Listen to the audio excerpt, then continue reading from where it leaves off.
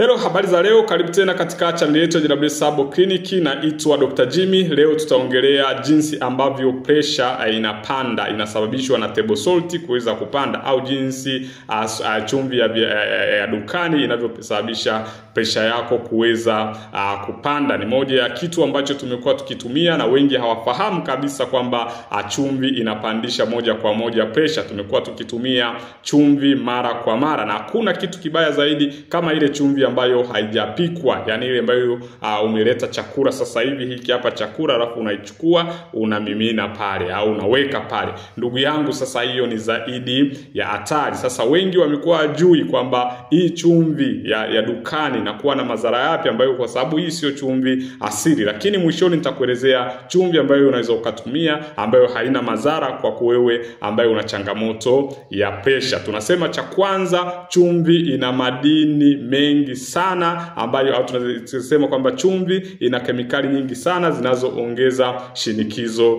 la damu. Kwa mfano, inaweza kawa na kemikali ambazo sio za asili, ambayo kwa mfano anti-aging agent, inaweza kawa na changamoto ya kemikali ya bleach, ambayo hiyo ni hatari kwa afya yako. Sasa hizi kemikali zinafanya kazi gani mwilini? Inakuwaje hizi kemikali zinapelekea shinikizo lako la damu kupanda? Kwa sababu cha kwanza, huwa zinashikilia maji mwilini. Sasa zikishashikilia maji mwilini, pressure yako inapanda. Lakini namba mbili, huwa zinasababisha ile mishipa yako ya damu kubana. Mishipa yako ya damu ikishabana, ina maana upitaji wa damu utakuwa hafifu. Kwa hiyo ikibanwa, basi damu itapita kidogo. Ikishapita kidogo, pressure yako itapanda, kwa sababu moyo wako utafanya kazi zaidi. Kwa hiyo hiyo inatokana na kemikali zinazopatikana kwenye nini? Kemikali zinazopatikana moja kwa moja kwenye chumvi, ambayo ni hatari kwa afya yako. Lakini namba mbili tunasema ni iodine iliyoongezewa hupotea mapema.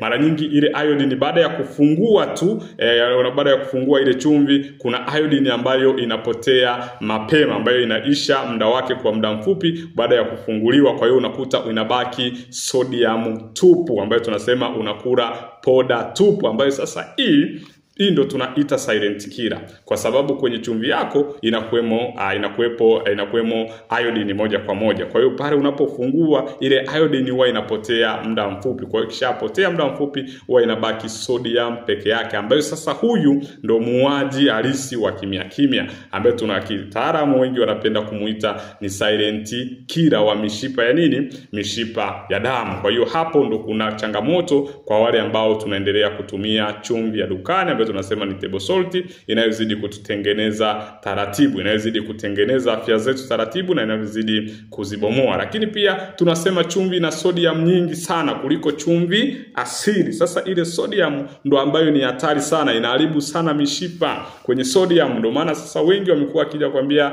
"Dokta, mimi nimetumia tiba nyingi sana sijapata matokeo." Ndugu yangu, kuna baadhi ya virutubisho ambavyo tunahitaji kuviongeza ndani ya mwili wako, ikiwemo kupunguza sodium moja kwa moja. Ndio maana inakuwa rahisi sana kuweza kuondokana changamoto hiyo. Kwa hiyo ile sodium ambayo inakuwa ni kali sana, sio ya asili, huwa inapelekea yafuatayo. Namba moja, sawa, sodium ikizidi mwilini moja kwa moja, maji yanashikiliwa. Maji yanashikiliwa mwilini. Namba mbili, tunasema moyo unalazimika kusukuma kwa nguvu. Moyo unafanya kazi zaidi ya ilivyokuwa mwanzoni. Sasa moyo ukisukuma kwa nguvu, ikifanya kazi zaidi kama ilivyokuwa mwanzoni, lazima pressure yako ipande. Namba tatu, tunasema mishipa inakuwa migumu. Mishipa yako inakuwa migumu kwa sababu ya sodium kuweza kuzidi, na moyo unafanya kazi zaidi. Matokeo yako utakuta pressure yako inapanda bila kufanyaje? Bila kujua chanzo. Ila chanzo ni chumvi. Chumvi ipi? Chumvi ya dukani. Lakini pia inaharibu figo pole. Hakuna changamoto kubwa. Hizi ni baadhi ya organi ambazo zinasababisha pia, zikiasilika zinasababisha pressure yako ishindwe kupona. Kwa hiyo usipopona pressure, kuna vitu vya kuzingatia ili kuweza kuondokana changamoto hiyo. Kwa hiyo figo tunasema figo Figo ikizidiwa na sodium huwa inafanya kazi ifuatayo. Namba 1, haichuji maji vizuri. Namba 2, zinashikilia damu. Lakini namba 3, shinikizo la damu linapanda zaidi. Watu wengi wana changamoto ya pressure kutokana na figo kuharibiwa na chumvi ya mezani. Kwa hiyo unapozidi kutumia chumvi inaharibu figo. Figo yako ikishaharibika haichuji maji, lakini pia inashikilia sumu moja kwa moja, ambayo sasa ndugu yangu hapo unakuwa unajichimbia kaburi ambalo unakuwa unaliona.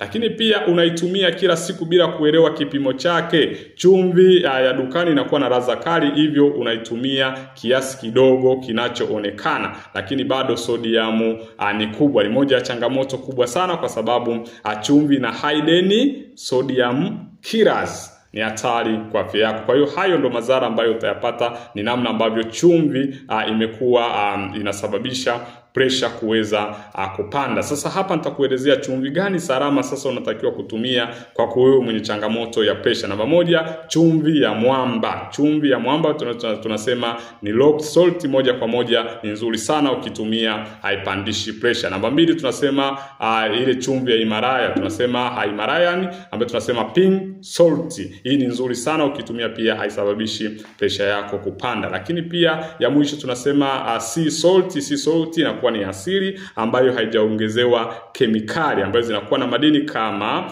potassium, magnesium na zinki, ambayo moja kwa moja huwa inalinda mishipa na kusababisha kushuka pressure. Kwa hiyo ukitumia chumvi hizi, basi inakuwa ni salama kwa wewe mwenye changamoto ya pressure. Kama una changamoto ya pressure, una changamoto yote ya kiafya inayokutesa, basi niambie hapo chini kwenye comment kwamba mimi nateswa na changamoto fulani, ili uweze kupata ushauri zaidi. Kama ni mara ya kwanza kufuatilia channel yetu, basi usahau kusubscribe na comment ili uweze kuwa mtu wa kwanza kupata dondoo za kiafya tunazozituma kila siku. Jamani, pressure inatibika ukifuata miongozo ambayo utakuwa umepewa.